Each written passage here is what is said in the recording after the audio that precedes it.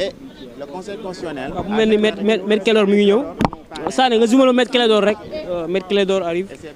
jamono ji pour mu indil ñu ay leeral si li nga xam ne moom mooy mbir yi Sané da nga mooy zoomal maître Clédor bu baax rek mu ngi ñëw pour indi ay leeral parce que am na ay xibaar yu ñuy wax waaye dañuy bàyyi ba mu ñëw rek mu gën a leer maître mi ngi ñëw kon dañuy xaarandi ki nga xam ne moom mooy maître Clédor mu daal di indi ay leeral si li nga xam ne moom moo ñeel wàllu vérification de la candidature de Ousmane Sonko lu ñeel wàllu vérification des parrainages fii nga xam ne moom mooy au niveau du conseil constitutionnel donc maître Clédor ñu xaarandi ko rek mu ñëw indi ay leeral par rapport ak li nga xam ne moom mooy la validation ou la validation de Ousmane Sonko ñu xaarandi maître Clédor mi ngi ñëw may maître Clédor bismillah. Avancez, maître, s'il vous plaît. Voilà, c'est bon, et comme ça. C'est bon. Wàccee leen micro yi, wàccee leen micro yi.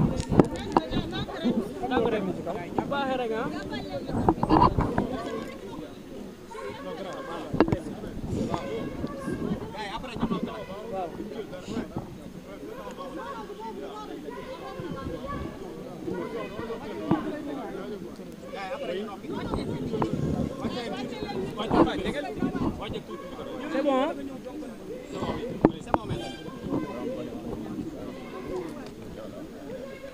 Bon, vous... Ça y est, je peux commencer? Bon. Voilà. Le Sénégal a décidé de s'engager dans une grande farce électorale. Tout le monde a pu constater que le processus électoral manque non seulement de transparence, mais aussi de probité. Tout est opaque.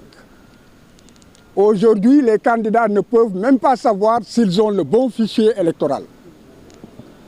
Personne aujourd'hui ne peut dire quelle est la composante du fichier électoral. Personne ne peut dire comment ont été paramétrées les clés USB qui ont été remises. Et ce qui quand même est révoltant,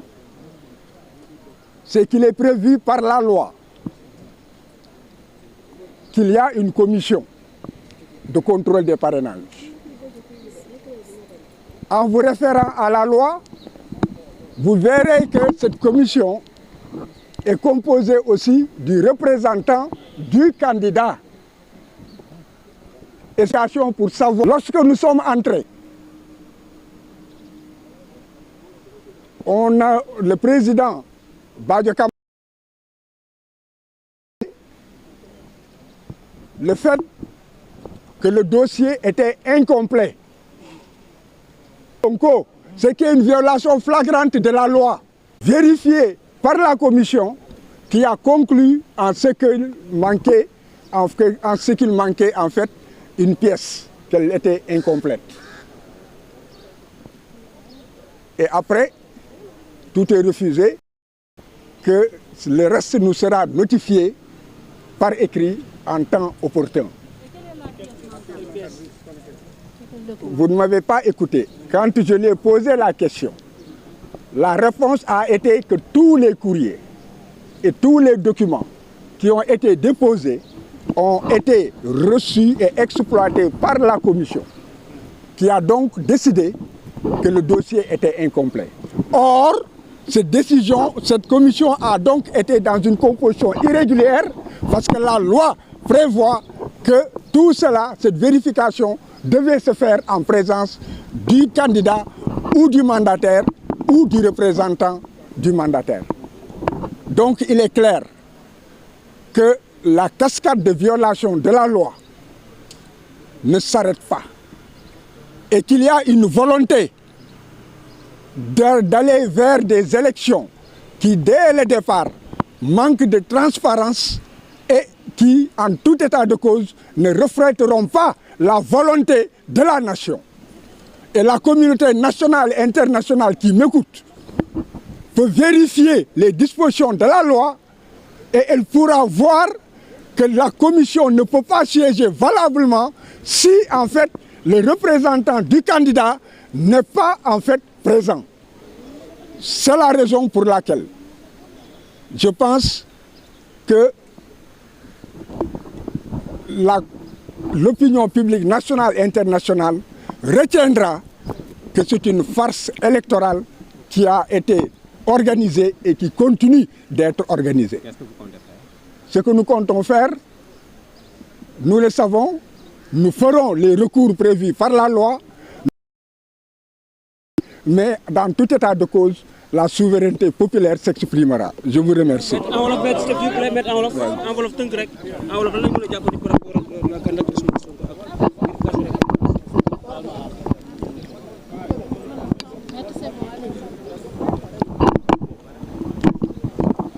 li may wax moom moo di que addina bi seede na ni que maanaam élection yu ñuy wax du ay élection ay farce la farce nag xaw ma nuñ koy waxee ci wolof ngeen baal ma ay tappale la te tappale bi ñëpp gis nañ ne que ba yëf yi tàmbalee ba tey ay tappale la justice la mu wax yëpp dañ koo jël sànni ko ci maa tey ak doole la ñu wéy matt ne ko Ousmane Sonko du bokk ci candidat yi mu neex ko mu naqari ko mu neex ña ànd ak moom mu naqari leen mu neex réew mi mu naqari réew mi mu neex addina bi mu naqari addina bi ci loolu la ñuy wéy léegi nag ci kaw complot boobu sunu dossier fexe nañu ba dugal ko bañ ko dugal li da leen bett bañ ko yëgee dañoo déterlu léegi nag tey la ñu waroon xool ndax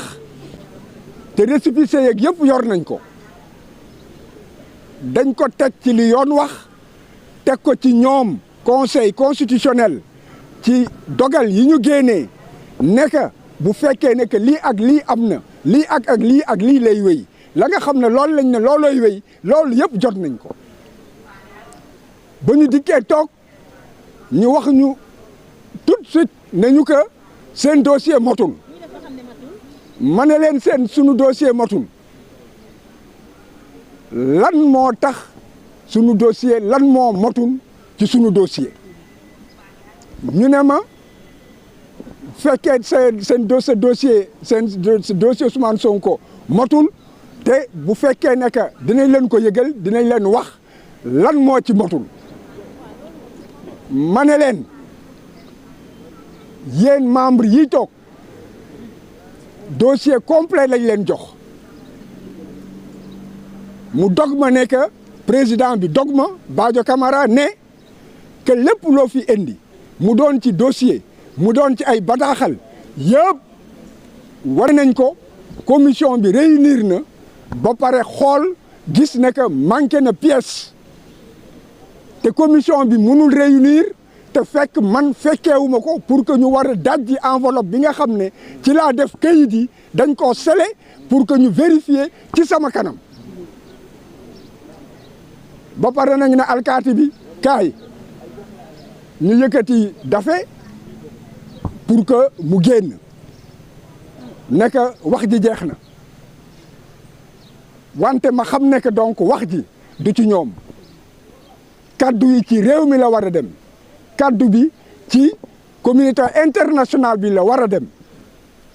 ñu xam ne que lii ñuy def ay caaxaan la lii ñuy def jaarul yoon doole bii ñuy jaay lii lépp en fait jarul que ñuy muur nit ñi puudar ndax wane nañu ñoom la ñu bëgg wane nañu nañu demee clé USB yi ñuy joxe gis nañ ne que ñi nga xam ne que yàgg nañu fii ay lu mot ñaar fukki at fanweeri at ñu ngi ci ay élection ñu ngi seeni nit rejeté nañ ko parce que dañu naan que clé yi kenn liiru ko clé yi kenn amul fii ko kenn mënul waat nekk clé bi ñu la jox fichier bi conseil constitutionnel yor boobu clé moom lañ la jox kenn xamul ndax fii clé yi ñu la jox virusé wuñ ko kenn xamul ndax clé bi ñu jox Boubacar Camara ak clé bi nga xam ne moom la ñu jox Aïda Mbodj que clé yi benn la alors que lépp dafa war a leer mu leer nañ mel ni seetu nit ñi xam la ñuy def xam la ñuy teg seen tànk xam lañ leen laaj ñu mën cee ñu mën cee jaar wante ba tey ji dara leerul lépp jéegoog jéego la jéego boo jéegi ñu génnee dara tegaat gàllankoor sa kaw boo fexee ba jàll ko ñu génnewaat beneen daal gàllankoor ay tappale élection la. nee nañ duñ ko wax alors que la manqué sama dossier amuñu droit ubbi dossier bi te man fekkewuma ko ñu ubbi ko sama kanam. li ñu war a def moom moo di que foog addina bi xam li xew doole ba ñuy jaay te xam ne que loolu dañ ko fas yéene continuer loolu lu am solo la. li ñu war a def moom moo di que ñun ci yoon la ñuy topp ci yoon li nga xam ne moom moo ñuul ci soow mi moom moo di que yoon fa mu ne fa la ñuy jublu pour ñaxtu ñoom kott lañ fay fekkaat wante du tere dinañ ko def na àddina seede rek nekk ci ay tappale lañ jëm jërëjëf.